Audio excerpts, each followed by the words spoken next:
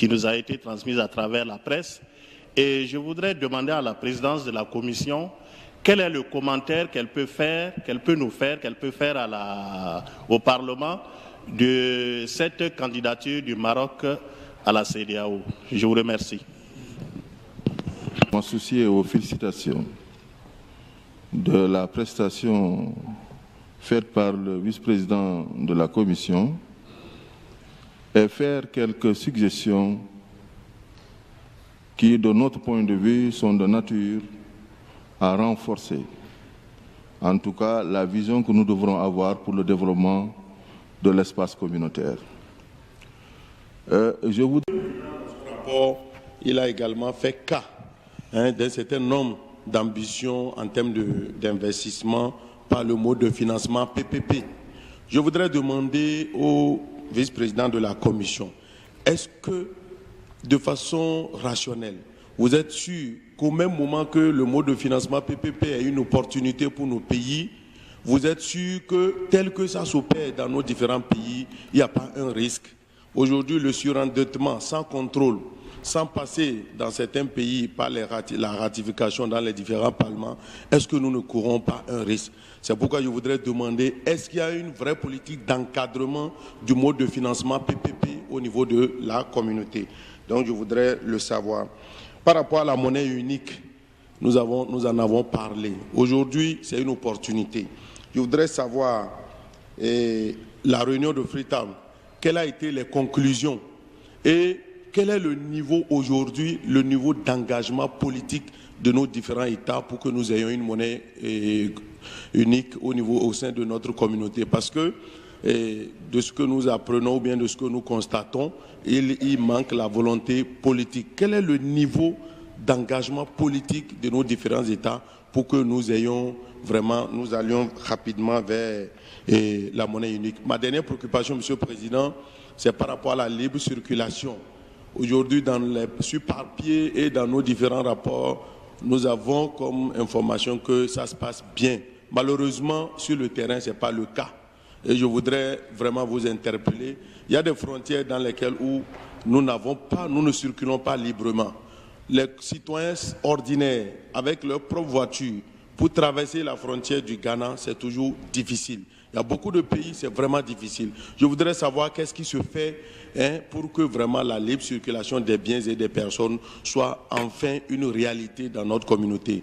Voilà mes différentes préoccupations, honorable président. Merci beaucoup. Une fois encore, félicitations aux efforts que fournisse la Commission. Merci. Préoccupation, celle de la libre circulation des personnes et des biens au niveau de notre communauté qui pose problème.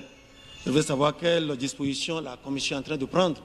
Parce qu'aujourd'hui, avec autant de réunions délocalisées, avec les experts, etc., rien n'est fait. Parce que les policiers, les douaniers continuent de rançonner nos pauvres populations, alors qu'elle est censée être protégée. Quand on pose la question à un citoyen de la communauté aujourd'hui, est-ce que vous connaissez l'avantage à être au niveau de la communauté des États de l'Afrique de l'Ouest? Ils vous diront non, parce qu'ils ne bénéficient pas du tout. Quitter le Niger pour arriver au Bénin, c'est un problème. Du Bénin vers le Nigeria, il faut passer 1h30 à la frontière. Du Ghana vers la Côte d'Ivoire, c'est pareil. Alors que l'idée principale des pères fondateurs de la communauté, c'est la libre circulation des personnes et des biens. Donc nous voulons savoir si la Commission a prévu des sanctions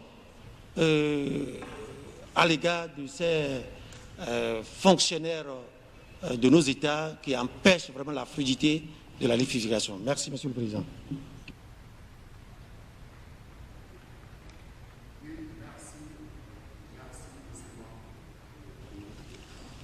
Honorable Chao, député, après plusieurs années, et on nous parle encore de ce projet. Alors, au départ, il était dit que les premiers pays bénéficiaires, c'était partant du Nigeria, Togo, Bénin, Ghana.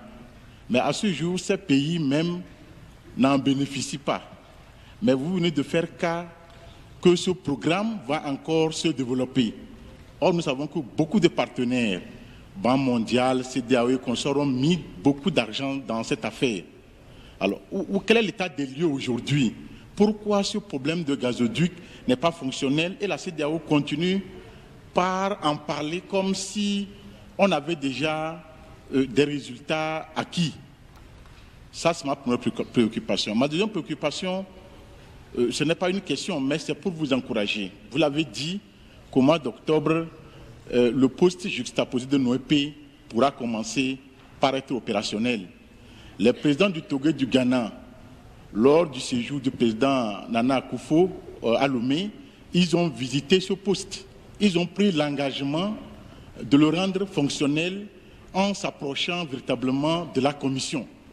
Et comme vous l'avez dit, nous, en tant qu'élus, nous vous encourageons parce que lorsque la population nous pose la question de savoir pourquoi ce n'est pas fonctionnel, on n'est pas en mesure de leur expliquer. Alors que c'est un poste qui est conçu avec la technologie de dernier cri. Donc nous souhaitons vivement, par rapport aux engagements pris, que la commission, nous serons à vos côtés pour vous aider vraiment à mettre ce poste véritablement fonctionnel, à le rendre fonctionnel. Et je vais faire du coq à l'âne pour prier Monsieur le Président de l'Assemblée du Parlement de la CEDEAO qu'à la prochaine session à Lomé, nous puissions inscrire la visite de ce poste de Noépé entre le Togo et le Ghana.